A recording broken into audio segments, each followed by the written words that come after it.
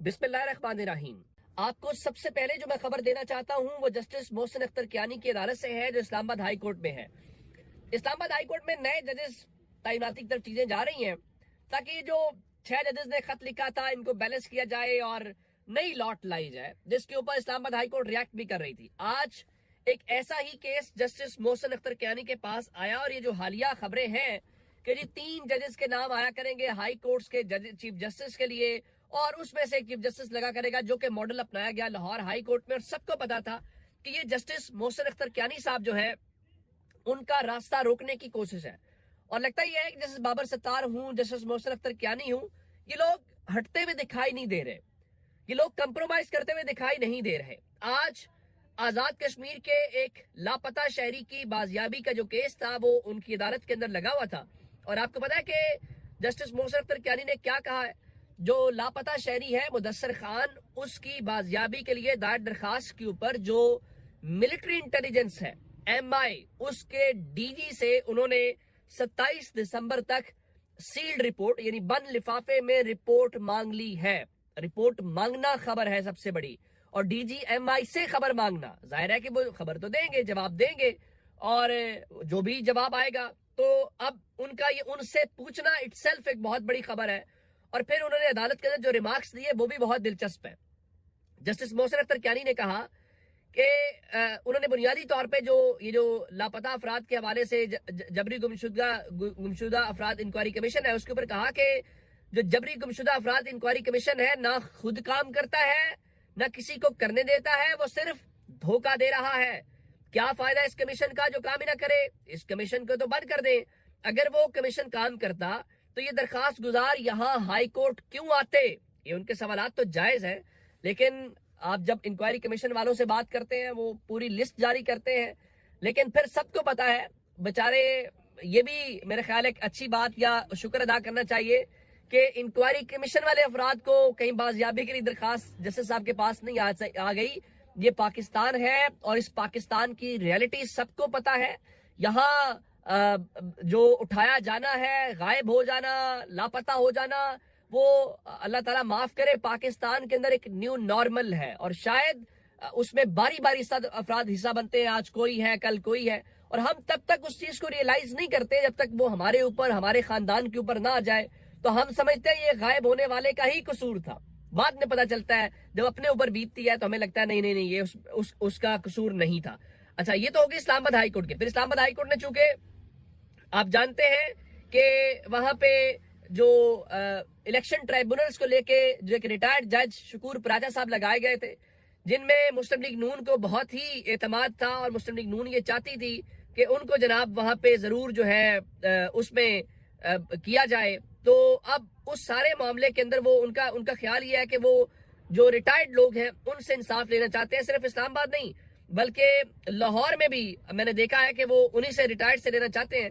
तो उनके हवाले से 46, 47 और 48 के ऊपर हुक्म इम्तना जारी हो गया था जस्टिस आमिर फारूक की अदालत से। तो आज जनाब इलेक्शन ट्राइब्यूनल के जो रिटायर्ड जज है शकूर पराचा, उन्होंने इस हुक्म इम्तना की वजह से जो कार्रवाई है वो गैर मुअय्यना मुद्दत के लिए मुलतवी कर दी है।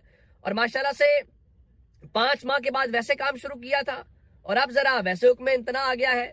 तो इस्लामाबाद के शहरियों ने किसको जिताया, क्या कुछ किया, मेरा ख्याल है उससे फर्क जो है वो नहीं पड़ता, और ना ही कोई ऐसी बात होती हुई दिखाई दे रही है। जो होगा सो होगा, वो बाद में चलता हुआ दिखाई दे रहा है। अच्छा, अब एक और डेवलपमेंट के इस वक्त जो अमेरिका है, बरतानिया है, यूरोपीय यूनियन है, वो बार बार स्टेटमेंट्स दे रहे हैं, और हम किस पे उलझे हुए हैं, हम इस पे उलझे हुए हैं कि जी वो जो रिचर्ड ग्रेनल है, क्या उनका अकाउंट असली है कि जाली है।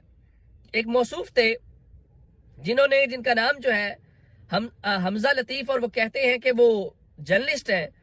उन्होंने क्या किया कि उन्होंने उनको रिचर्ड ग्रेनल को एक मेल कर दी, और मेल करके ये पूछा कि भाई आपका एक ट्विटर अकाउंट है, तो सवाल ये है कि क्या आपका जो अकाउंट है वो असल है कि नकल है, या उसके ऊपर क्या बात है। तो उन्होंने उनको ये बड़ा एक सीधा सा जवाब दिया, और कहा कि डम क्वेश्चन, मैं हूं ही वेरीफाइड अकाउंट। यानी अब इससे डम का मतलब ये होता है कि अब मैं सादा लफ्जों में कि भाई कोई अकल का भी इस्तेमाल कर लो। तो हम खैर उन चीजों में उलझे हुए हैं, और उसके ऊपर जो स्टेटमेंट्स हैं वो आना शुरू हो गई हैं।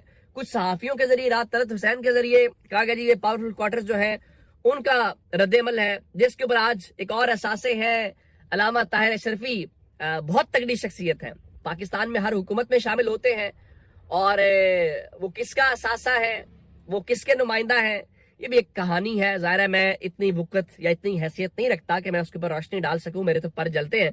तो जनाब ताहिर अशरफी साहब ने लिखा जी, पाकिस्तान उलमा काउंसिल का बरतानिया, अमेरिका और यूरोपीय यूनियन की तरफ से पाकिस्तान के अंदरूनी अदालती मामलात पर बयान अफसोसनाक और काबिल मजम्मत है। 9 मई के मुजरिमान के हवाले से बरतानिया, अमेरिका और यूरोपीय यूनियन के बयान को मुस्तरद करते हैं। बिल्कुल आप मुस्तरद करें, और कल को जब आपसे वो पूछेंगे तो कह दीजिएगा हम तो आपको मानते ही नहीं है। और उसके अलावा दफ्तर खारजा ने जो रद्देमल है उसको बैनुल अक़वामी उसको मुस्तरद किया है और कहा जी पाकिस्तान अपने अंदरूनी मसाइल का हल जानता है, पाकिस्तान की सिक्योरिटी के फैसले पाकिस्तानी कौम करेगी, किसी बैरूनी मुदाखलत की जरूरत नहीं है। मुमताज ज़हरा बलोच साहबा जो वहां पे हमारी तर्जुमान है उन्होंने ये बात की है, ये बिल्कुल करें, लेकिन सच्ची बात तो ये है कि आलमी इदारे जवाब भी मांगते हैं, और जब आप उनके पास जाते हैं कर्ज लेने, जब उनके पास जाते हैं जीएसपी प्लस स्टेटस लेने, बाकी चीजें लेने, तो फिर वो कुछ आपसे अश्योरिटीज या गारंटीज मांगते हैं, और वो जाहिर है कि बुनियादी इंसानी हुकूक से मुतल्लिक होती हैं, और आप उनको लिख के दे के आते हैं। ऐसा नहीं है कि आप ये कहें कि नहीं जी वो तो हम तो ऐसे ही वो चले गए हैं। तो जब आप उनको लिख के दे के आते हैं तो उसका मतलब ये होता है कि भाई आपने उनको जवाब देना है, जो चीजें उनसे कमिटमेंट की हुई है पूरी करनी है। तो ये तो नहीं हो सकता जी वो हमारे अंदरूनी मामलात में मुदाखलत है। अच्छा, अब मैंने आपको बार बार कहता हूं कि सब लोग जो कुछ हो रहा है उसके ऊपर बात कर रहे हैं, या अफरीदी और सुप्रीम कोर्ट बात नहीं कर रहे। तो आज सुप्रीम कोर्ट में एक नई अर्जी डाली गई है, और वो अर्जी उसी मामले के ऊपर है जो एक तवील अरसे से आवाज उठाई जा रही है, और वो 26वीं आईनी तरमीम है। हमें बताया गया था कि इम्कान ये है कि जनवरी के दूसरे हफ्ते के अंदर जो ये 26वीं आईनी तरमीम है वो टेकअप हो सकती है, लेकिन सवाल ये है कि उसको टेकअप कौन करेगा। क्या ये आईनी बेंच टेकअप करेगा जो खुद बेनिफिशरी है? तो पाकिस्तान के लोग उसके ऊपर कैसे मुतमईन होंगे? सवाल सिर्फ इतना है कि क्या उसको आप फुल कोर्ट के सामने लगाते हैं?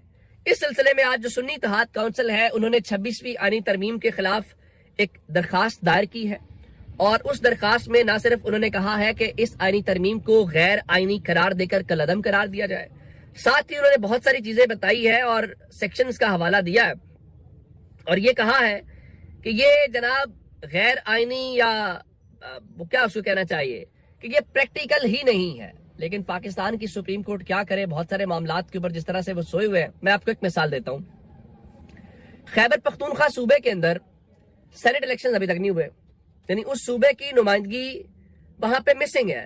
बार बार बातें होती रही, आज पेशावर हाई कोर्ट में मामला टेकअप हुआ, और जो इलेक्शन कमीशन के हुकाम है उन्होंने कहा जी हमें मजीद वक्त दिया जाए, कोशिश करेंगे कि मामले को हल करें। तो पेशावर हाई कोर्ट ने इलेक्शन कमीशन को इस मामले को जल्द अज जल्द हल करने का हुक्म दिया, और खैबर पख्तूनख्वा असेंबली में जो मामला है उसके ऑर्डर के साथ अब वो उन्होंने हल करना होता, या उनकी नेक नियति होती तो वो तो पहले भी हमारे साथ थे।